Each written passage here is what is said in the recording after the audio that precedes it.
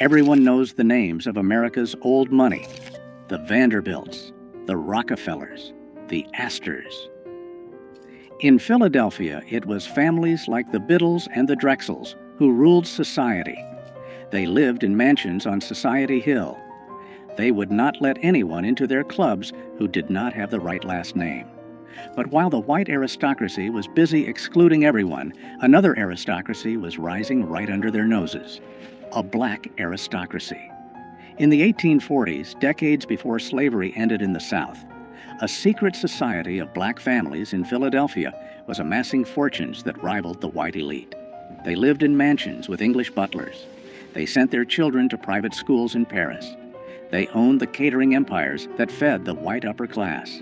They were called the Old Philadelphians of color, and for nearly 50 years they operated a parallel universe of wealth and privilege that history has almost completely erased. They had their own 400 list, their own debutante balls, their own rules. They were so exclusive that even other wealthy black people were often denied entry. This is the story of James Forten, Robert Purvis, and the dynasties that proved black wealth was not just possible in the 19th century. It was powerful, and it was dangerous. If you enjoy stories about the hidden side of American wealth, consider subscribing. We explore the fortunes that textbooks tried to forget. Let's begin with a sailmaker who became a king. It is 1798. Philadelphia is the capital of the United States.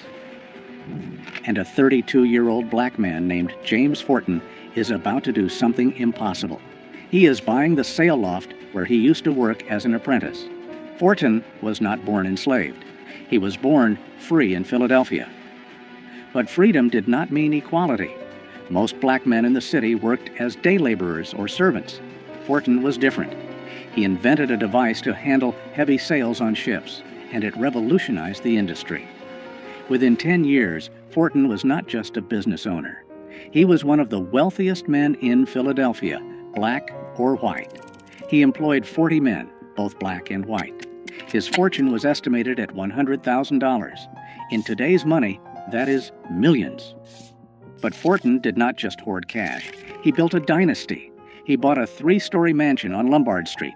He filled it with mahogany furniture and fine art. He hired private tutors for his daughters because he refused to send them to segregated schools. The Forten home became the center of a world that was not supposed to exist. A world where black people discussed philosophy, played classical music, and planned the abolition of slavery over 7-course dinners. European diplomats visited him. White abolitionists sought his funding. He was the patriarch of Philadelphia's black elite. But to understand how deep this society went, we have to look beyond just one man. We have to look at the industry they conquered. By 1830, a class system had solidified in black Philadelphia that mirrored the white aristocracy. They called themselves the representative colored citizens. At the top were families with old money, wealth generated before 1820. The leaders were a new kind of king, the caterer kings. This sounds like a service job today, but in the 19th century, black caterers were the moguls of the food industry. They were the celebrity chefs and event planners of their era. Men like Robert Bogle and Peter Augustin did not just serve food, they controlled the social calendar of white Philadelphia. If the Biddles or the Whartons wanted to throw a ball, they had to hire Bogle. He owned the china, the silver, and the linens. He controlled the staff. Peter Augustin came from Haiti and brought French culinary techniques that dazzled American society. He invested his profits into real estate, buying buildings in the heart of the city. These families created a monopoly. They did not just work for white wealth, they leveraged it. They took the money from white society parties and funneled it back into black institutions. They built the churches, they funded the schools, and they intermarried. A Forten married a Purvis. A Minton married a Bogle. They created a closed loop of wealth that protected them from the racism outside their doors. They were the invisible backbone of the city's economy. The financial power of this group was staggering. By 1837, the black community in Philadelphia held $250,000 in real estate. By 1847, that number had quadrupled. They organized their own census because the U.S. government refused to accurately count their wealth.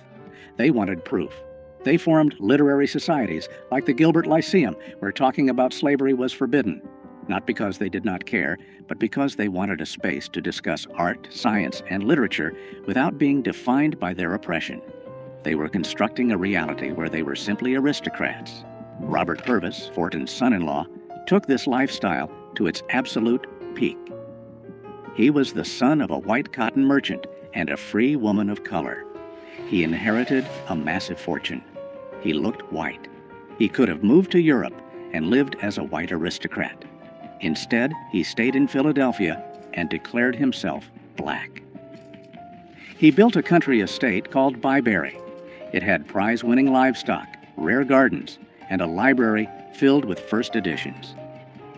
It also had a secret trapdoor in the floor. While Purvis lived like a lord, he was also the president of the Underground Railroad. His mansion was a station for escaping slaves. This was the paradox of the black elite.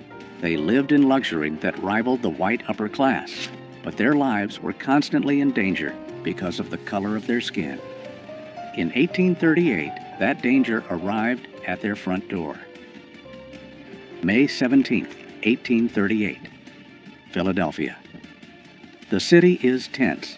Abolitionists have just built Pennsylvania Hall, a grand building dedicated to free speech and ending slavery. James Fortin helped fund it. The black elite saw it as their symbol of progress, but the white working class saw it as a threat. A mob of thousands gathered outside. They were not just angry about slavery. They were angry about black wealth. They saw black men like Fortin and Purvis walking the streets in silk suits, while white immigrants struggled to find work. The resentment boiled over.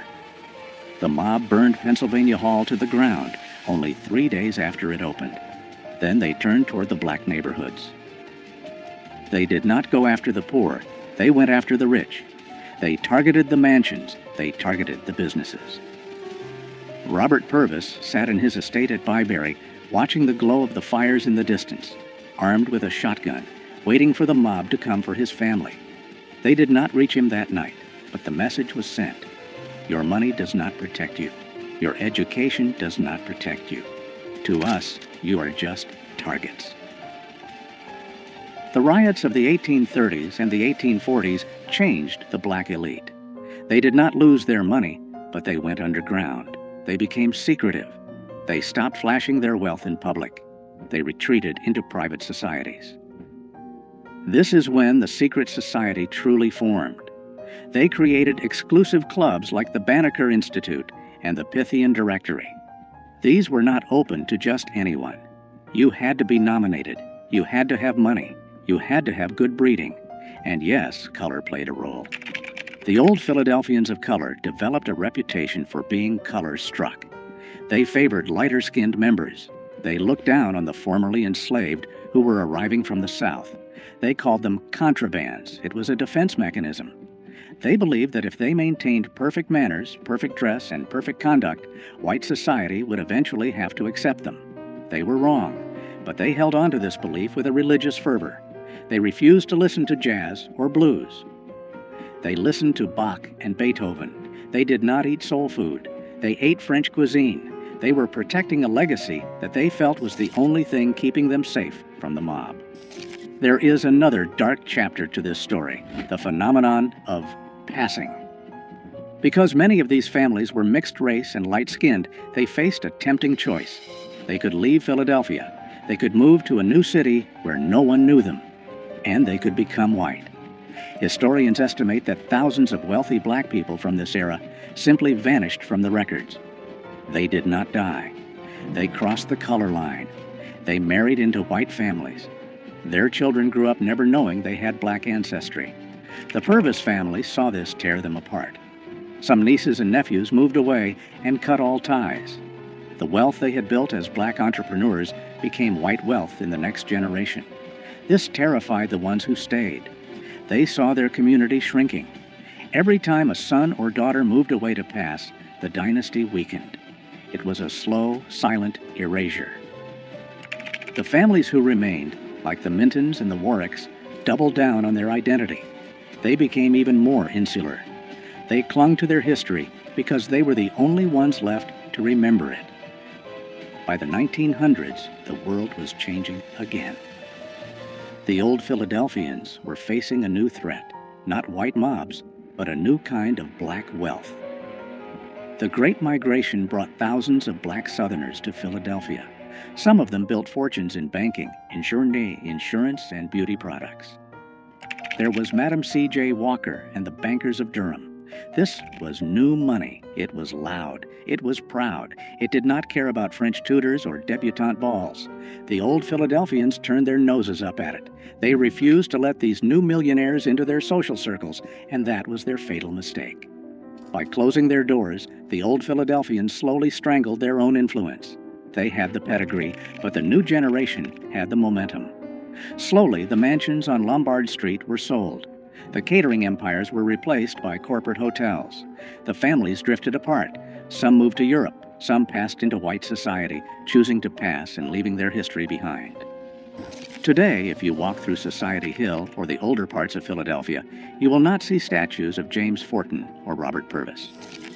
Their mansions are mostly gone or converted into other things. The dynasty did not crash because of a scandal. It faded because it was designed to be secret. They built walls so high to keep the world out that eventually the world forgot they were there. But for 50 years, they proved something that terrified 19th century America. They proved that black excellence was not an anomaly. It was a civilization that thrived in the shadow of the Liberty Bell, building a definition of freedom that the Founding Fathers never intended. The Old Philadelphians are gone, but the foundation they built, the networks, the institutions, the very idea of black aristocracy survives in every black dynasty that followed. They were the first, and they paid the price of being first by being erased.